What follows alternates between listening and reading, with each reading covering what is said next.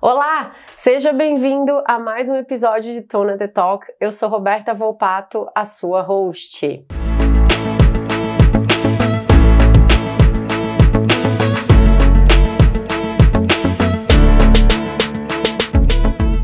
Hoje é um dia esperado. A pessoa que está sentada aqui, olha que jornada, hein? Mas conseguimos, acho que a gente merece uma salva de palmas. Deu certo. A pessoa que está sentada aqui hoje é uma pessoa que trabalha no lugar que, assim, ó, você tem o produto dessa empresa na sua casa. Esse produto está em 100% dos lares brasileiros. Nesse momento, eu arrisco dizer que você está consumindo ou utilizando ou acabou de utilizar alguma coisa da Unilever. E a minha convidada é uma convidada assim, antes de passar a palavra para ela, tem que fazer um disclaimer que eu acho importante, até porque eu fiz muita propaganda pro pessoal aqui, agora eu tenho que assumir a responsabilidade.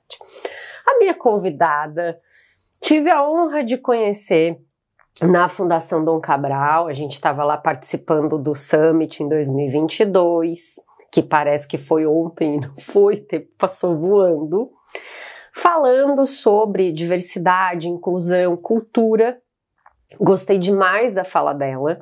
Foi bem numa época em que eu estava terminando de ler o livro do Paul Polman, já falamos sobre esse livro, até no K-Cast já falamos sobre esse livro, que é o ex-CEO da Unilever e que ele conta toda a jornada sobre o plano de sustentabilidade da Unilever. E você que estuda ESG, que busca bibliografia, isso é uma leitura obrigatória. O Paul Polman faz um relato muito honesto sobre a dor e a delícia de você liderar a implementação de uma agenda sobre a qual recai um ceticismo muito grande, e as pessoas perdem mais tempo tentando criticar que supostamente a conta não fecha, do que se recolherem em um lugar de aprendizes e irem ler e absorver o conteúdo e saber o que é verdade, o que não é, irem atrás de embasamento. Eu estava absolutamente encantada com o livro do Paul Polman, achei o case Unilever sensacional.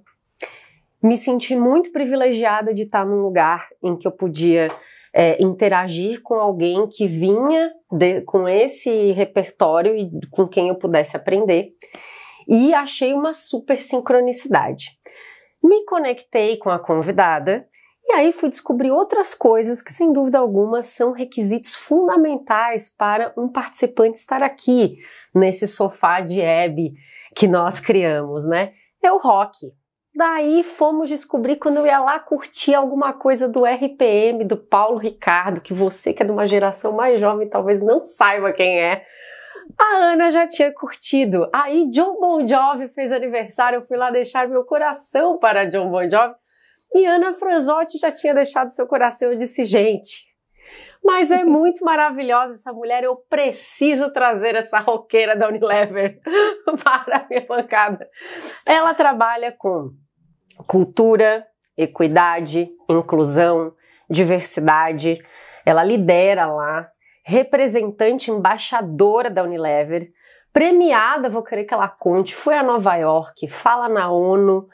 Ana, assim, não é porque você tá aqui, mas assim, como mulher, você é uma grande inspiração. Profissionalmente, você ocupa muitos espaços e entendo que o teu trabalho tem um fit muito importante com a pauta do Tona The Talk, muito importante falar de pessoas em governança, em risco e compliance.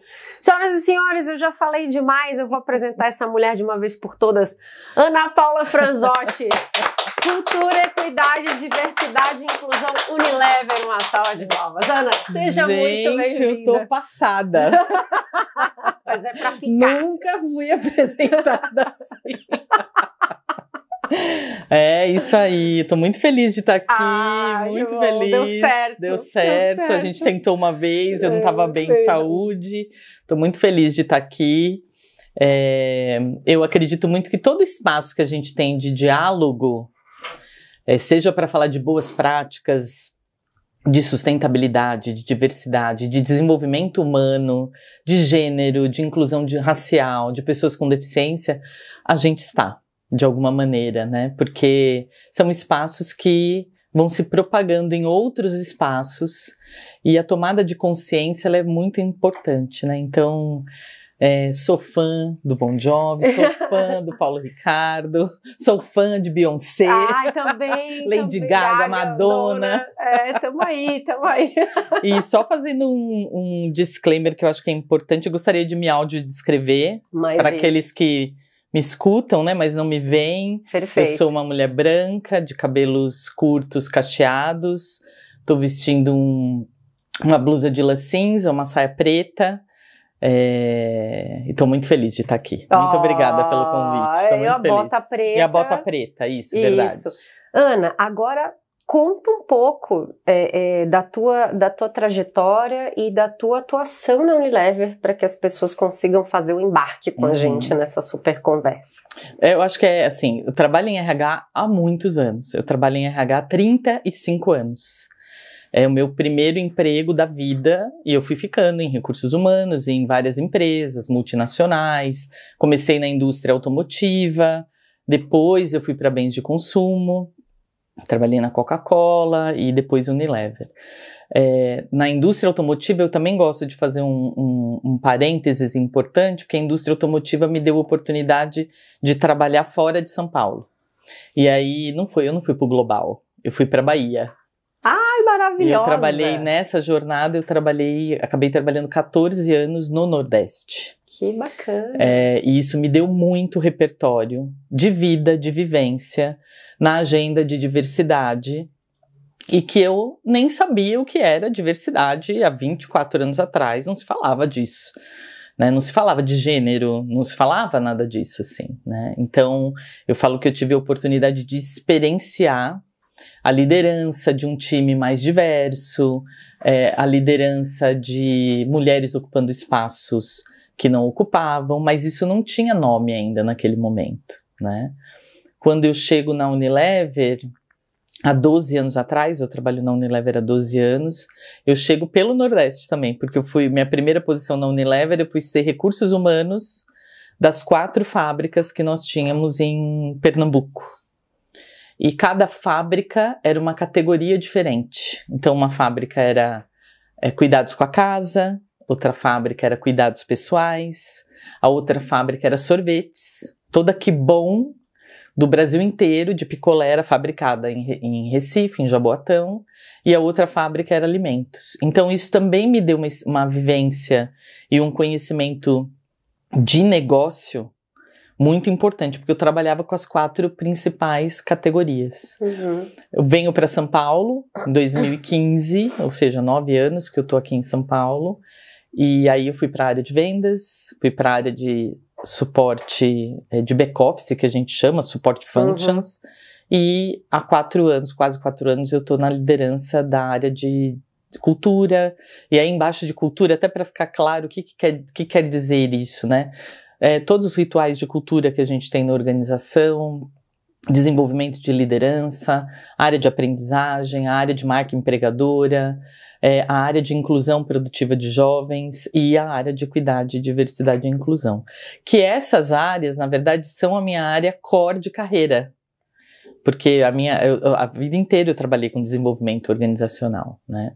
Então, hoje eu tenho a minha área, ela é uma das áreas corporativas que ela atua em todos os negócios que nós temos. Então, um exemplo muito claro é o programa de estágio. O programa de estágio é a gente que lidera, porque ele é para toda a organização, independente da unidade de negócio.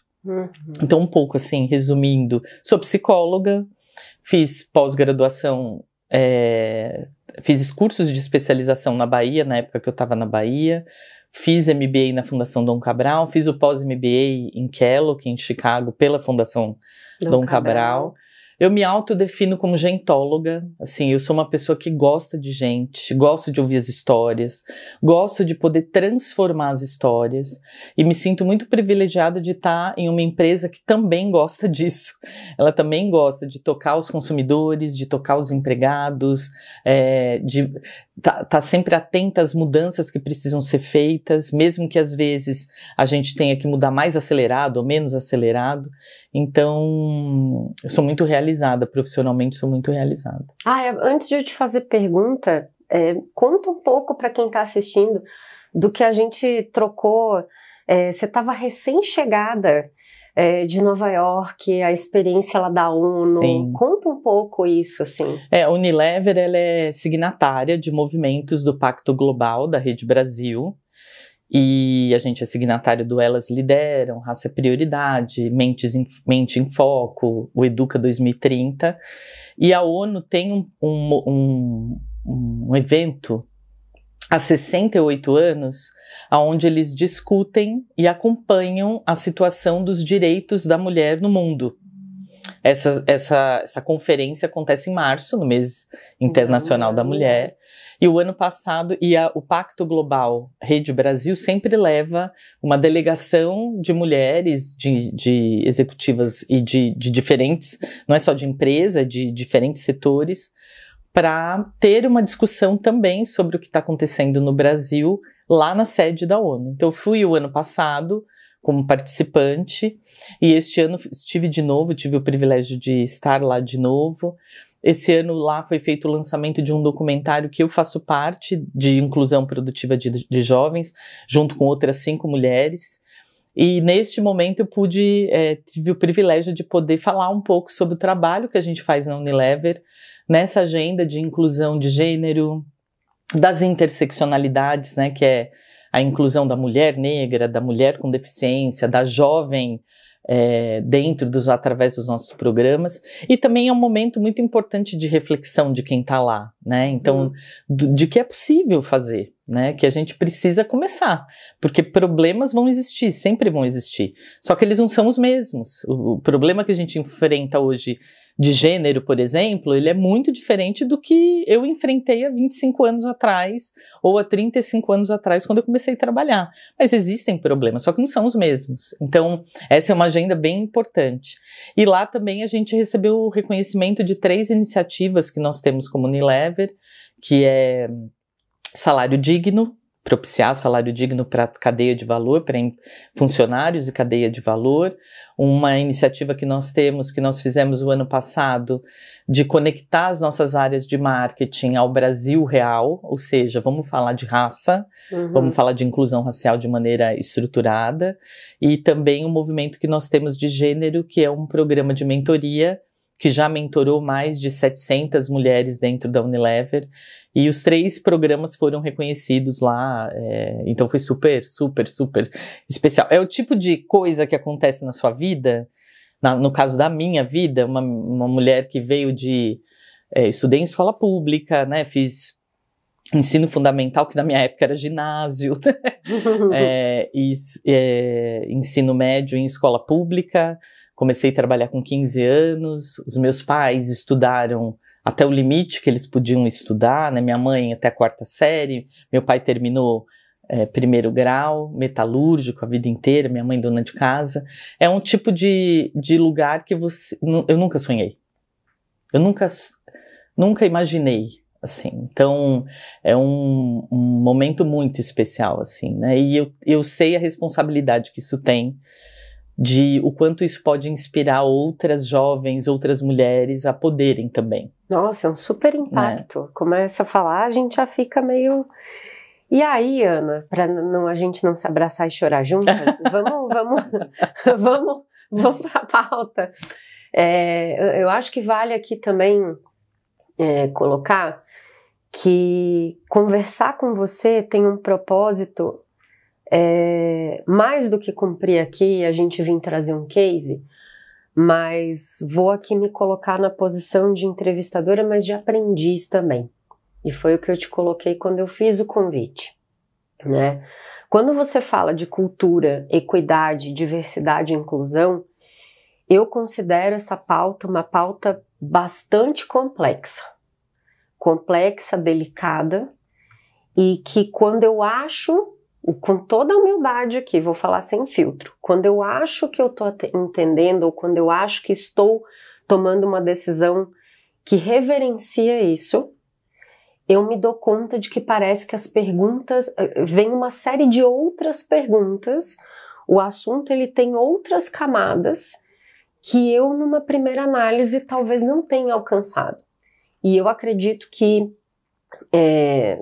quando a gente fala de liderança, seja no nível estratégico, sejam os supervisores de compliance, os analistas, o pessoal que tem essa interface com pessoas, e busca muito, né? Vamos falar da ética, vamos falar da diversidade, mas de verdade, eu acho que existe muita teoria, ou existem muitas concepções que quando a gente vai colocar em prática, é que a gente adquire, me parece que a gente se apropria da consciência do quanto é difícil, muitas vezes, a gente realmente reverenciar os interesses de todos os stakeholders e a conta fechar. Vou usar esse termo aqui, mas não no sentido econômico-financeiro, no sentido de realmente a conta fechar. E você ter a vera equidade, diversidade e inclusão.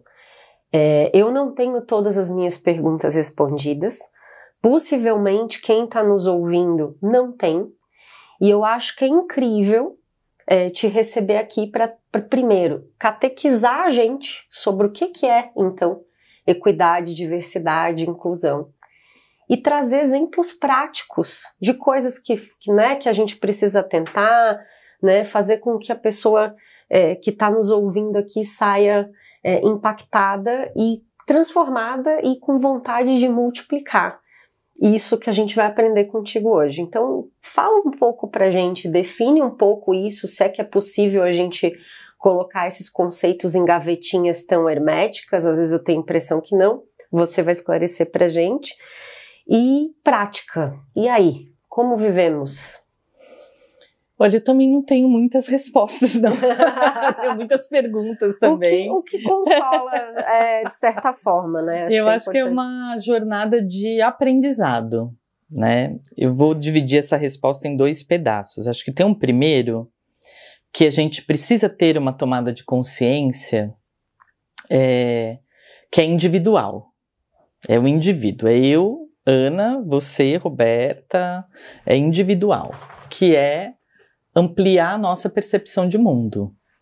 Acho que esse é o primeiro ponto. Por que isso? Porque lendo o Alexandre Coimbra Amaral, que é um querido, ele, lendo e ouvindo, ele fala uma coisa que é muito importante. Ele fala que a gente nasceu e cresceu numa sociedade com preconceitos muito enraizados, né? E quando você tem preconceito, automaticamente você julga o outro. E automaticamente, ao julgar o outro, você exclui. Quando ele fala isso abre um portal na minha cabeça. Porque é exatamente isso. A gente é ensinado a excluir. Desde sempre. E foi assim na história. Se você pega a abolição da escravidão, até em bem aspas, a abolição da escravidão. O que acontece? Aboliu liberdade. Não, peraí. A liberdade é só para este e para este. Mas você não tem direito a estudar, viu? Você está liberto, mas você não pode estudar. Você está liberto, mas você não pode ter acesso à terra. Você exclui. A mulher, ela pode ter uma conta corrente sem precisar da autorização de ninguém há 25 anos. Você exclui a mulher de qualquer acesso à própria individualidade econômica. Então, assim, além dessa... A gente foi criado nesse lugar. Eu estou falando só de exemplos bem práticos do quanto nos excluíram e do quanto excluíram tanta gente de um lugar onde em algum momento definiram que era o certo. Que era o correto. É correto ser assim. É correto se vestir assim. É correto usar o cabelo assim. Então, assim, a gente tem que ter essa tomada de consciência individual, de que eu tenho um monte de preconceitos, eu tenho um monte de viés. Você também. Porque eu falo isso porque parece que quando a gente fala que a gente não é inclusivo, que a inclusão ela é muito difícil, que ela exige da gente intenção, ela exige da gente uma revisão do que eu penso da vida. Não é simples. Então, assim, a gente também colocou a inclusão num lugar quase romântico, como se fosse algo muito simples de se fazer. E não é. Verdade. E não é. Então eu gosto primeiro de dar esse cenário assim, somos todos preconceituosos, somos todos um pouco racistas, somos todos criados nesse lugar. E tomar consciência disso, tá tudo bem.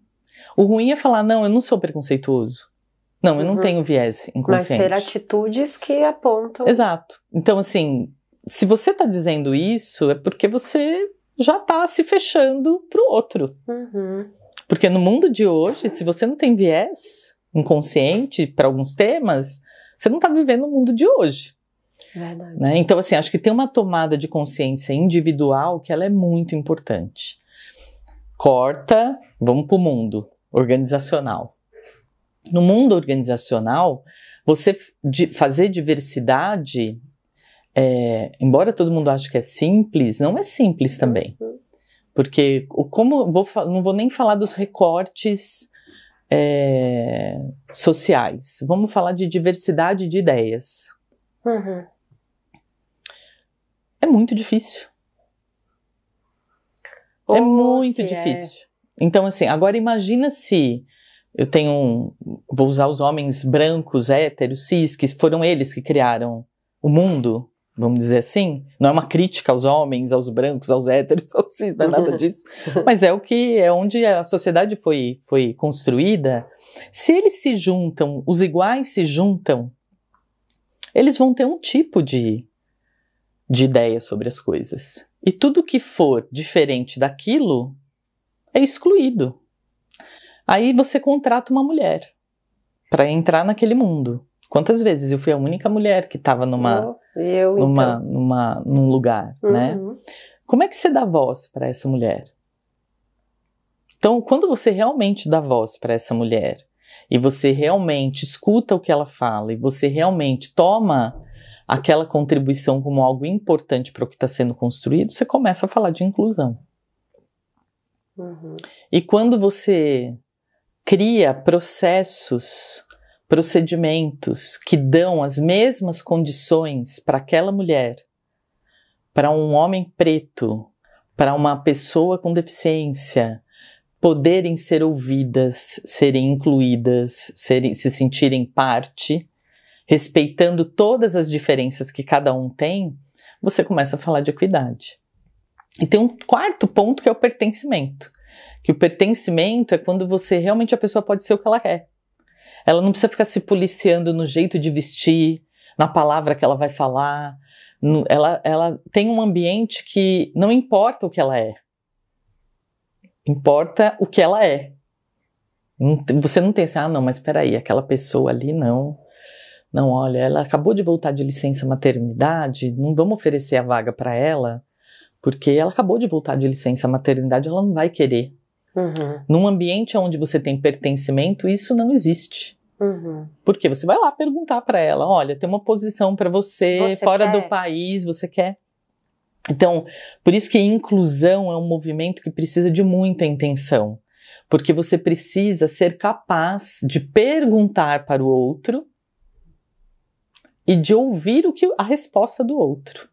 Por isso que eu digo que é muito complexo.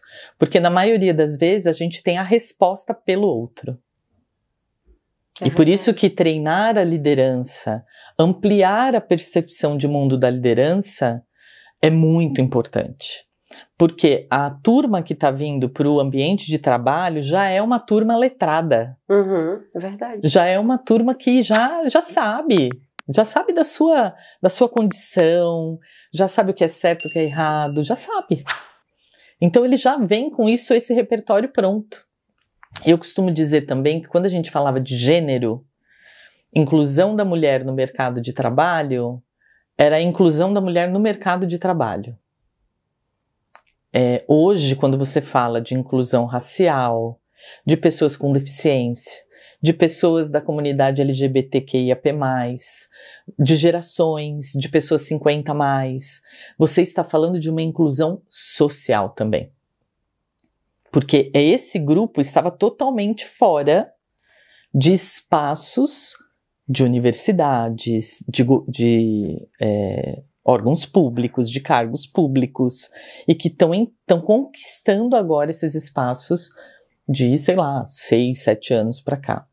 Então é por isso que eu falo que eu tenho mais perguntas também, porque o cenário vai mudando e o nosso nível de aprendizado vai mudando também. Uhum. Mas na minha visão e do que a gente tem trabalhado dentro da Unilever junto com os líderes, é muito importante ampliar a percepção de mundo. A gente costuma usar em reuniões com liderança, a gente usa assim, me conta como que a diversidade te atravessa. E aí eu conto a minha história, tem pessoas do meu time que contam a própria história, e aí a gente já teve casos teve um líder que falou, olha, eu fui ter contato com uma pessoa com deficiência na minha vida aqui na Unilever. Isso é um demérito? Não, às vezes é o contexto. É o contexto. Então, assim, é muito importante a gente ter ciência, assim, como que a diversidade me atravessa ou me atravessou? Putz, ela não me atravessou. Então, deixa eu estudar. Deixa eu ir falar com as pessoas. Deixa eu contratar. Deixa eu entender. Deixa eu pegar um mentor. Deixa eu ouvir um podcast. É você ampliar a sua percepção de mundo. Porque o que acontece é que a grande maioria da população hoje não é representada nos espaços que deveria ser representados, né? E você falou aí, para a gente pegar a última ponta da pergunta que eu tinha te feito, para a gente falar um pouco de prática, né? Eu vou te devolver a bola para a gente jogar uma luz nisso, porque na perspectiva de compliance, de uns tempos para cá, vem se falado assim, existem o que eu chamo de gospel do compliance, dos pilares do compliance, que o pessoal entoa, e um dos pilares é inclusão e diversidade. Então ele virou o 10º pilar, digamos assim. Só que quando a gente vai nas organizações fazer um projeto de consultoria, entender, fazer um assessment, isso é algo que está numa política, isso é algo que está no código de ética, isso é objeto de um treinamento, isso é colocado às vezes em pauta de um comitê. Então, a diversidade, a gente vai colocar isso como pauta do comitê de ética, ou nós vamos chamar alguém de pessoas para compor o nosso comitê, e dessa maneira a gente vai ter os drivers para rodar isso. Mas, por exemplo, você trouxe um ponto na sua fala anterior que eu acho super importante, né, que nos mostra que é muito além da parte de você fornecer diretrizes, de você gerenciar posturas em tese. Quando você fala de olhar para os processos, procedimentos e controles, então isso é execuível de uma forma diversa? Isso é pensado para que qualquer pessoa pode executar? No meu entendimento, isso é uma camada, talvez quem está ouvindo diga assim, não, nossa, mas isso já acontece. Eu afirmo pela minha vivência prática. Quando eu não estou consultora, estou auditora. E eu vejo que isso é uma coisa pouco aplicada. Eu vejo uma inclusão e diversidade muito teórica, muito de preceitos, mas que de verdade, quando você vai, por exemplo, fazer um exercício como esse, de você acessar camadas de liderança e pensar assim, então somos de verdade, o que estamos fazendo efetivamente para que seja aplicado? Olhar para processos, para rotinas, isso é um outro capítulo, que a maciça maioria das organizações não me parecem que amadureceram para isso. Então eu vou te devolver a bola para você trazer um pouco, agitar as moléculas das pessoas que estão ouvindo, para que elas saiam cheias de perguntas. Agora eu tô até confortável que você diz que também tem 1 milhão de perguntas, que elas saiam com mais perguntas do que elas entraram. Pronto, mudei de ideia. Não quero que ninguém saia daqui esclarecido. Eu quero que as pessoas saiam cheias de dúvidas. Exatamente. Eu acho que é bem importante as organizações pensarem no porquê. Então, assim, pode ser por reparação histórica, pode ser por contexto de ESG, né? Hoje a gente sabe, as empresas listadas na bolsa, elas vão precisar responder perguntas a partir do ano que vem de como eles praticam diversidade dentro das suas organizações, né? Naquela coisa de se ainda não faz, na dor... Na dor, no amor, aprender. Vai na dor, né? Tem várias... O mundo do regulatório, ele está se movimentando para que nos próximos 5, 6 anos, as organizações que transitam produtos pelo mundo, transitam serviços pelo mundo, essas perguntas sejam respondidas de maneira bastante robusta, não vai dar para só ticar, né? A gente faz parte de 2 movimentos do governo. Um movimento, a gente assinou o Pacto Nacional pela Inclusão Produtiva de Jovens, que é um pacto criado pelo Ministério do Trabalho, a Organização Internacional do Trabalho, a Unicef, com o apoio do Pacto Global Rede Brasil. Uhum. Ou seja, se você não vai também sentar nesse lugar para falar de políticas públicas, etc., você tem uma iniciativa que está fadada a morrer assim que você achar que faz sentido, né? Então as políticas públicas são importantes. Também vai ser lançado nos próximos dias o Programa pela Equidade de Raça e Gênero do Ministério das Mulheres. A gente está lá também. Por quê? Porque políticas públicas é importante. Então, assim, a organização ela precisa entender por quê. E tem um motivo que é muito importante, que embora a gente diga 1 milhão de vezes de que diversidade traz lucro, traz inovação, e trazendo inovação à sua organização, ela se moderniza, ela se adapta ao que está acontecendo no mundo, ela traz resultado financeiro. Então, assim, se não vai pelos motivos que você acha que são sociais, e não são, que vá pelo motivo econômico, que é você está listado na bolsa, você vai ter que responder por isso, que é saber que você vai ter melhor resultado financeiro se você também olha para isso de um jeito estratégico na organização. Então, esses são os motivos. Na Unilever, a gente tem um histórico que tem mais de 15 anos essa agenda na Unilever. Né? Então, lá em 2010... 2008, na verdade, a gente começou internamente a trabalhar gênero. E colocou uma meta de ter 50% de mulheres em cargos de liderança em 10 anos. Ou seja, olha como era de médio e longo prazo. A gente não queria fazer esse turnaround em 2 anos. Em 10 anos.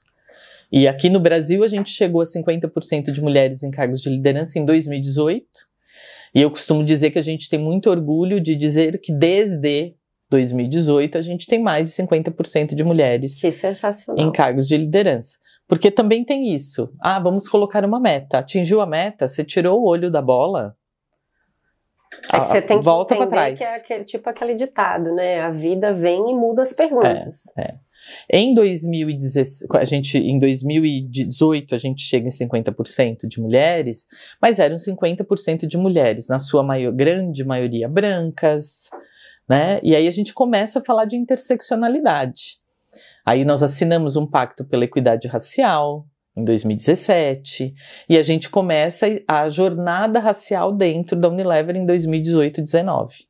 Então hoje a gente tem metas do que a gente quer alcançar até 2025 de representatividade racial, do que a gente quer manter de gênero e do que a gente quer de pessoas com deficiência. E na transversalidade disso tem comunidade LGBTQIAP+, gerações, estão todos ali na transversalidade disso. Então, acho que esse é o primeiro passo. Então, assim, você estabelece metas. Na hora que você estabelece metas, você tem que olhar para dentro. Então, assim, como que é o teu processo de recrutamento e seleção? Com quem você está conversando no mercado? Quais são as consultorias que te atendem? Porque senão você não aumenta essa representatividade. Aí você olha, como que você promove? Você tem algum viés na avaliação de desempenho? A gente faz estudos desse tipo. Tem algum viés, assim? A mulher é pior avaliada do que o homem? A gente faz estudos internos sobre isso.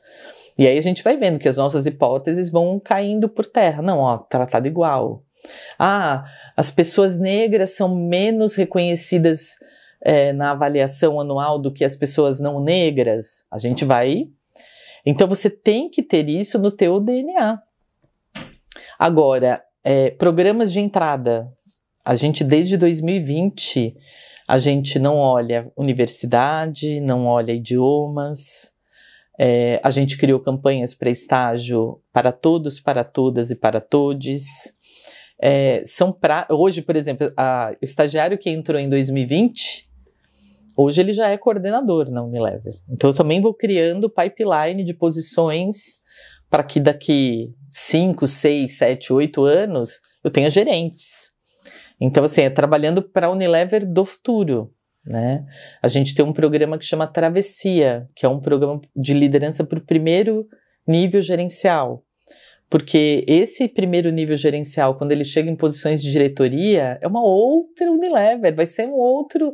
Né, a inteligência artificial já está dizendo, né, que a gente vai viver, a partir de agora, 100 anos em 5 anos. Então, assim, esse novo gerente, ele não pode ter o meu pensamento como diretora hoje. Porque daqui 5, 6 anos é outra empresa quando ele for diretor. As perguntas do negócio mudam. A sociedade é outra, as perguntas do negócio mudam. Então a gente tem que preparar esse líder não para ele seguir o que está sendo construído hoje, mas para ele pensar o tempo inteiro no futuro. O que ele quer construir no futuro? Que futuro é esse? Uhum. Então essas são práticas que vão fazendo a organização entender que isso é importante para o negócio. Uhum. Não é uma agenda social. Uhum.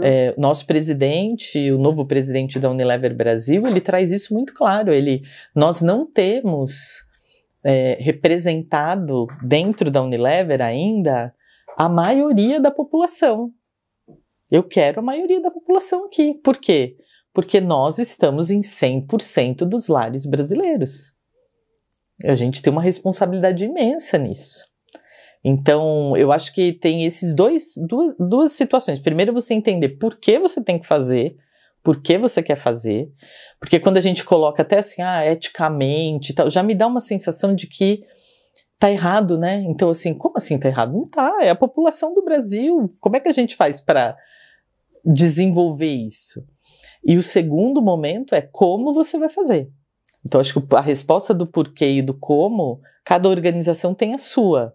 Mas isso são duas perguntas que precisam ser feitas de maneira muito estratégica, pensando no médio e longo prazo. Só assim realmente você promove mudanças. Agora você tocou num ponto, quando você falou ali da questão da ética, que me representa, assim, que eu confesso que quando eu escuto, até nessa dinâmica de fala, de porque é um 10º pilar, porque o deve ser. Quando a gente imprime inclusão e diversidade nesse envelope de deve ser, parece que você está restringindo um espectro que é muito maior.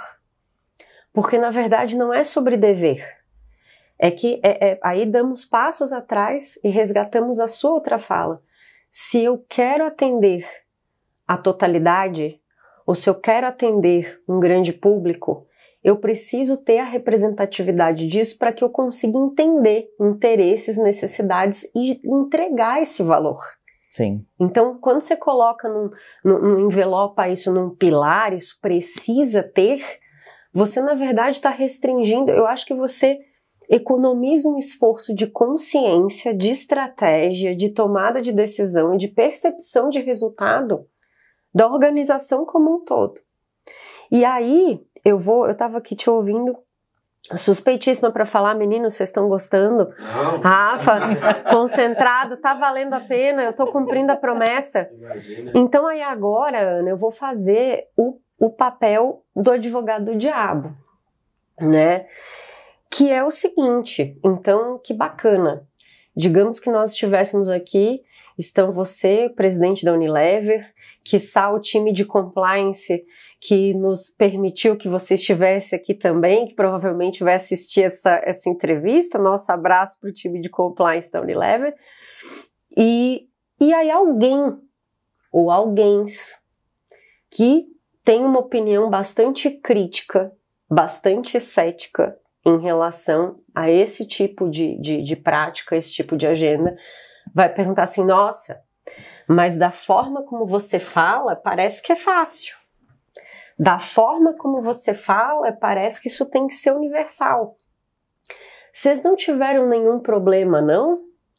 Aí eles vão te fazer as duas perguntas de milhões. literalmente. A primeira é: quais os desafios reais de fazer isso? O que pode dar errado na implementação dessa agenda? E aí a segunda pergunta, que não vou nem de milhões, vou corrigir, ela é a de bilhões. Ai, que na lógica Jerry Maguire, né? Porque o dono do capital, ele quer saber, né? Me mostra o dinheiro. Como é que isso realmente afeta o bottom line do DRE? Sem dúvida. Como é que isso, assim, então a gente está fazendo isso. Mas isso traz resultado? Que tipo de resultado econômico, financeiro isso trouxe para a Unilever? 2 perguntas capciosíssimas. Vamos pensar na primeira. A primeira, todos os dias é uma dificuldade. Não existe jogo fácil. Todos os dias. Por quê? Porque quem está lá dentro é uma representação da sociedade. Então, todos os dias tem líder que não entende por que tem que contratar pessoas com deficiência. Todos os dias tem líder que acha que contratar diversidade é baixar a régua. Todos os dias tem. Uhum. Só que quando você tem clareza do porquê, é mais fácil de você dialogar. Uhum. Então, assim, toda vez que a gente tem dificuldade, a gente abre diálogo. Me conta como que a diversidade te atravessa. Por que é tão difícil? Por que você não está enxergando? O que aconteceu? E a gente constrói junto um ambiente que seja inclusivo. Uhum. A gente trata praticamente no individual.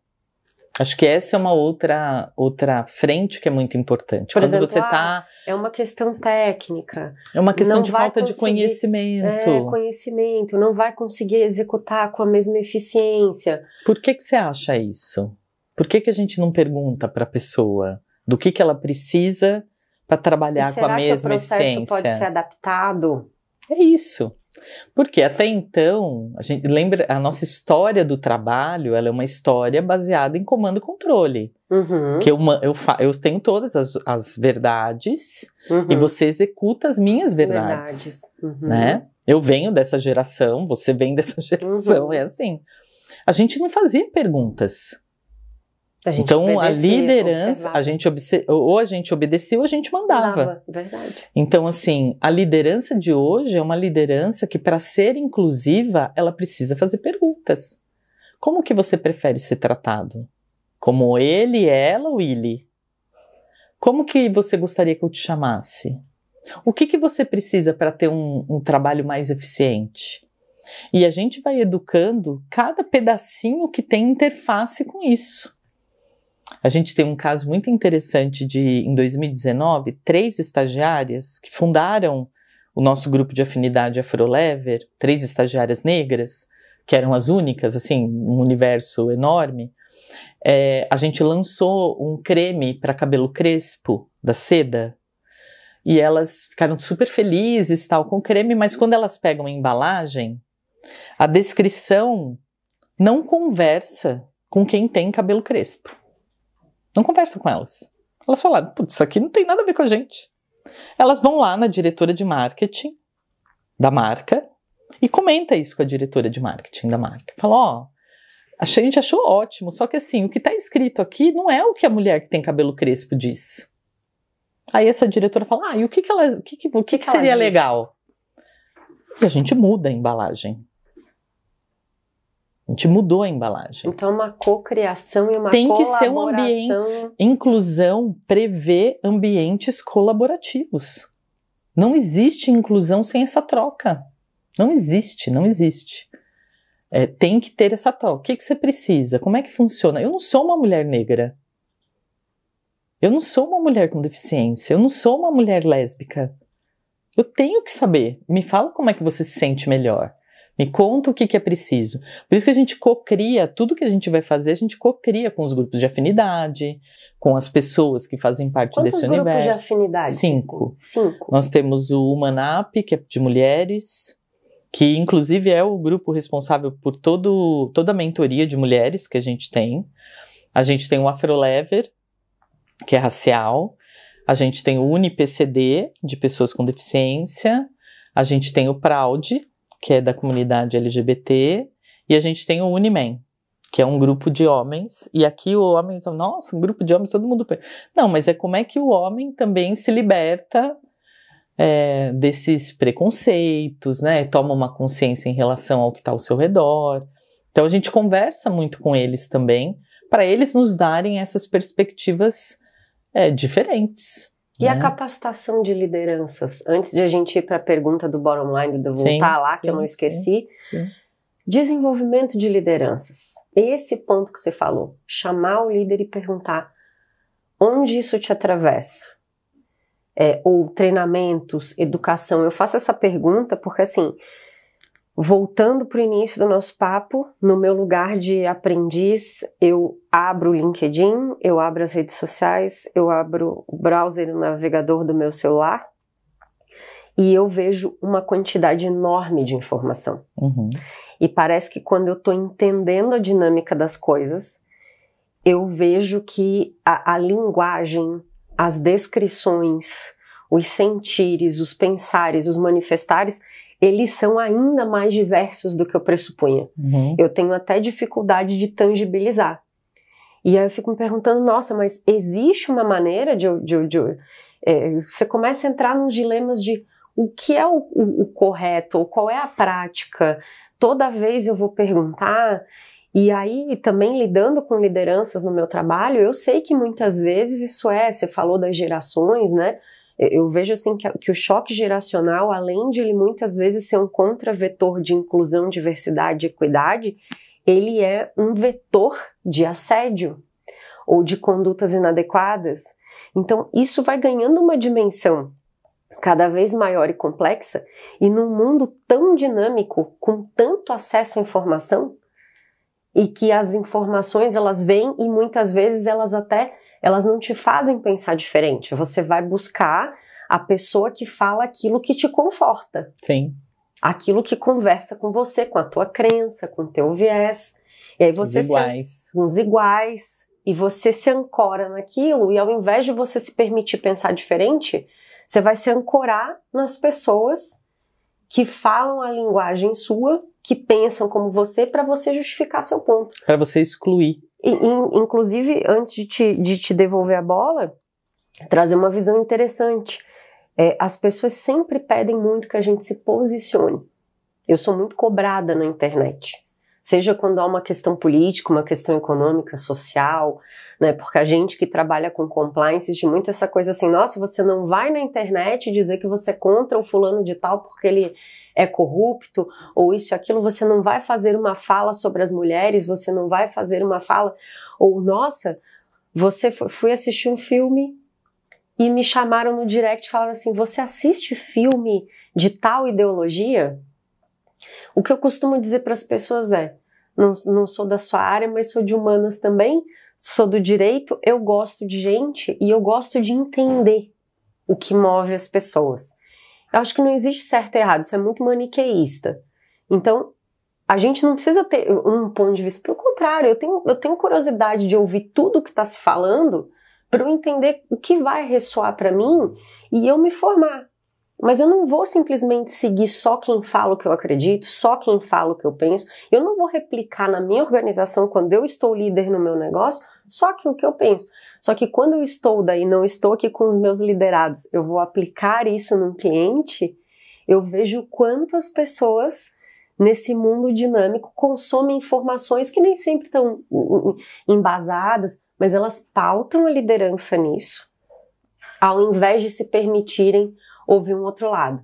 E aí chega o e-mail do RH, vou chamar de RH, tá? Porque não é todo mundo que tem uma Ana na empresa, assim, com cargo super chique. É o RH, quando não é o DP, né?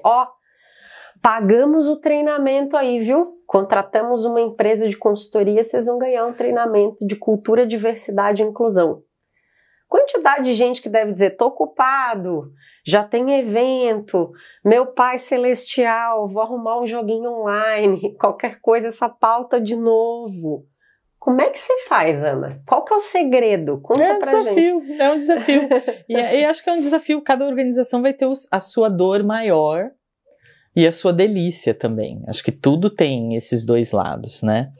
Uma dica prática, assim, para quem está assistindo. Como é que você acha que o que você acha que são maneiras de tentar contornar isso, desviar isso? A gente gosta muito de diagnóstico. Então, antes de ofertar qualquer coisa, a gente faz um diagnóstico daquele público. Então, a gente pergunta para esse público, qual que é o teu nível? E aí, depende do tema, diferente. Por exemplo, o programa Travessia, que eu já comentei aqui, ele é resultado de um diagnóstico que a gente fez. Então, a gente cria as personas, a gente precisa desse conteúdo aqui, porque, essa persona aqui tem menos conhecimento sobre isso, que é um perfil deste grupo. Então, acho que se eu pudesse dar uma dica como recursos humanos, vai ter coisas que vão ser mandatórias. Se nessa empresa você preza pela diversidade, é mandatório que você, como líder, preze pela diversidade. Se não, vai para outra empresa que não preza pela diversidade. E aí tem coisas que são mandatórias, treinamentos que são mandatórios. A gente tem um programa de liderança inclusiva que ele é mandatório do vice-presidente para todo mundo. Cada nível faz um modelo diferente, mas o nosso board, por exemplo, em 2021 recebeu 120 horas de treinamento de inclusão. Então, assim, cada empresa vai ter a sua fórmula. E acho que tem um ponto que você trouxe que é importante, não é do RH. Essa tem que ser uma dor do negócio. Mas você sabe... Diversidade, porque se a gente leva para o RH imprimir isso no negócio, vira uma conversa social. Então, assim, o RH tem que levar a reflexão para o negócio do porquê seria importante, mas é o negócio que vai colocar o acelerador ou freio nessa conversa. Mas você sabe que a minha provocação foi proposital, porque ainda naquela questão de envelopar como um pilar ético, existe muito isso, né? Das metas de área. Então, o treinamento é o RH que contrata. As organizações, concorda comigo que as organizações ainda precisam entender que o RH é mais transversal do que se pressupõe? Sim. Que pessoas é mais estratégico, da mesma forma o compliance. Quando você coloca o treinamento de diversidade e inclusão debaixo do compliance officer, porque isso está escrito no código de ética, você está dando um contorno puramente de ético e está tirando a visão. O cara do nível estratégico tem dificuldade de projetar essa visão lá na retina com a devida acurácia. Então, mas isso é a maioria das organizações. Eu sempre digo para os RHs, converso muito, né? Porque se você não vê, se você não consegue ver espaço, porque às vezes a gente quer fazer tudo. A gente, se não é para a organização inteira, a gente não faz. Eu sempre digo, busca um comparsa que compartilha do que você está propondo. E articula. E faz com ele. Faz naquela área, para 5 pessoas. E certeza absoluta que isso começa a se propagar na organização. Eu já fiz isso em várias situações. Anotem essa dica. Não é todo mundo que... Porque às vezes a gente fica assim, porque a organização vira um negócio... Nossa organização tem mais de 10 mil funcionários, então assim, não vai atingir todo mundo do mesmo jeito. E não vai atingir no mesmo timing. A gente não, a gente RH, a gente quer tudo, a gente quer que o board comece a fazer, que os líderes comecem... Não, a nossa jornada de diversidade tem 15 anos. Não é de um dia para o outro. É óbvio que tem algumas agendas que precisam ser compulsórias. Quando a gente estabelece meta para 2, 3 anos de aumento de representatividade, isso é compulsório. E a gente acompanha e mensalmente conversa com as áreas, como estão os números, etc. Porque isso também vai mudando a cabeça da liderança. Mas são para 3 anos que a gente monta isso. Não é vou montar em janeiro para entregar em dezembro. Há toda uma gestão de mudança que precisa ser trabalhada para e passo com o estabelecimento dessas premissas. E uma outra coisa que eu acho que é importante também é estabelecer qual é a parte da diversidade que é prioritária. Porque não dá para fazer tudo. Não dá. Nós começamos com gênero. Agora a gente está com raça. Nos últimos anos. Então, assim, qual é o atravessamento. E aí você trabalha as interseccionalidades. Mas se você quer fazer tudo, você quer fazer, a tua empresa tem 80% masculina, só 20% feminina. No cargo de liderança são 15% de mulheres. Primeiro, qual é a jornada? Porque se você quer mudar tudo muito rápido ao mesmo tempo, a chance da transformação ser atropelada é muito grande. E aí eu acho que tem que ter mesmo esse pacto entre a estratégia do negócio e o RH, que é o facilitador, porque o RH é o curador do conhecimento. Então, se o RH oferta um cursinho qualquer, a área que está recebendo aquilo, ela vai entender que aquilo é o mais importante. Então, o recursos humanos também precisa se profissionalizar. Também precisa buscar. Porque se o RH também está vendo essa agenda como uma agenda... Ai, meu Deus, e agora isso? Verdade. Ele vai ofertar isso também. Então, assim, como que ele vira um curador de conhecimento, de recursos, de pessoas, de influências, para que as lideranças possam efetivamente, o que elas ouvem, possa efetivamente falar, não, peraí, agora eu entendi por que é importante. Né? Então, para mim, é menos uma agenda de ticar. Vou dar um treinamento X, ticou, ótimo, agora eu dei o treinamento, então todo mundo vai começar a fazer diversidade. Não. Se a gente como RH vai assim, dificilmente você vai ter resultados. E aí, na verdade, eu acho que vai comprovar a tua teoria de que, é difícil mesmo. De que não é tão simples assim. Sim. Mas é uma conversa, ela é uma conversa que ela é mútua. Eu pergunto para as pessoas, gente, na escola de vocês, dos filhos de vocês, tem comitê de diversidade? Tem. Tá. Então, assim, não é uma conversa mais só do trabalho. Não é. É uma conversa da vida, uma conversa do mundo. Uma conversa que ela ganha mais intensidade em algum momento, diminui a intensidade em outro, e vem uma... Isso é normal, isso é da jornada normal. Que nem agora. Agora a moda é falar que a geração Z é ansiosa. Aí eu falo, né? Eu sou de gerações atrás e eu era super ansiosa também. Então, assim, a gente vive num mundo onde metade da população do mundo é ansioso. O Brasil é o país mais ansioso do mundo e a gente acha que é só a geração Z que é ansiosa, né? Né, gente? É colocar um peso na geração que não existe. Todos nós estamos ansiosos, não é só a geração Z, é outra. Então, assim, a gente precisa ter esse recurso para ter essa discussão com a organização. E falando da pergunta do 1 milhão, aí eu acho muito que os resultados, eles não vêm imediatamente. São resultados de médio e de longo prazo. São resultados que passam pelo custo de você reter alguém, de você admitir alguém, de você treinar alguém, de você perder alguém na organização. E quando a gente vai para a inovação, você tem resultados através dos produtos que você lança, que efetivamente atingem uma população que o teu portfólio não atendia antes. Então, por exemplo, a gente teve recentemente seda, a gente tem seda boom, que é para cabelos crespos e cacheados, a gente tem treceme. Então, assim, você começa a criar um portfólio de produtos que atende uma população que você não atendia. E isso já te traz resultado para a companhia. Pode trazer resultado tanto financeiro, quanto de market share, quanto de crescimento. E tem eu falo que são os ganhos indiretos, que é assim, que orgulho trabalhar. Por exemplo, alguma mulher preta trabalhar numa área de marketing que desenvolve produtos para o cabelo que ela tem. Esses são ganhos que a gente não consegue nem medir, mas que a gente sabe que existem. Ganhos que existem também, assim, a gente escuta já hoje, assim, nossa, que bom, eu sou uma jovem negra e fui entrevistada por uma mulher negra.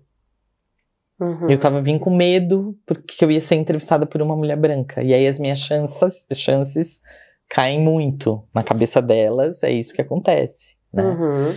Então, tem ganhos de negócio muito claros, né, de lançamento de produtos, de pesquisa de mercado muito claros, E a gente tem marcas, né, que falam da beleza ganhos real. Diretos. Você afirma, então, que sim. A agenda de equidade, diversidade e inclusão, ela traz retorno econômico-financeiro à Vera à medida em que vocês conseguem ou lançar novos produtos ou reposicionar, sim, inovar em cima de um produto que já existe. Sim. Melhorando, adaptando. Exatamente. E outra coisa é criar novas narrativas de mundo. Então, vou dar 2 exemplos. Dove.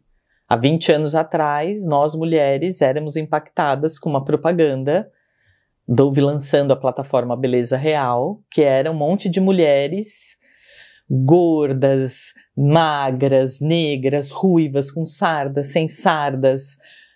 A beleza real. Há 20 anos atrás. Hoje, Dove celebra esses 20 anos de campanha, lança uma nova campanha, onde você digita o que é beleza real e vem um monte de mulheres loiras, né? Inteligência artificial traz loiras, corpos esculturais, aqueles cabelos e tal, mas quando você coloca o que é uma beleza real segundo Dove, vem mulheres negras, vem mulheres gordas, mulheres magras, mulheres com deficiência, ou seja, a inteligência artificial já reconhece que Dove criou novas narrativas em relação à beleza, o padrão de beleza.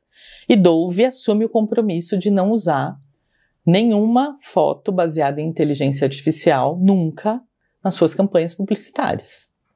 Que hoje já existem indicadores que, assim, a partir do ano que vem, a grande parte das publicidades podem ser todas geradas por inteligência artificial. Então, esse é um exemplo. Você está criando novas narrativas de mundo. Uma marca que está no mercado há mais de 20 anos. Então, assim, tem muita credibilidade. Um outro exemplo é seda infantil, que a gente tem a marca Seda Juntinhos, e a gente tem uma parceria com a Disney e a princesa Tiana, que é uma princesa negra da Disney, ela usa o cabelo preso.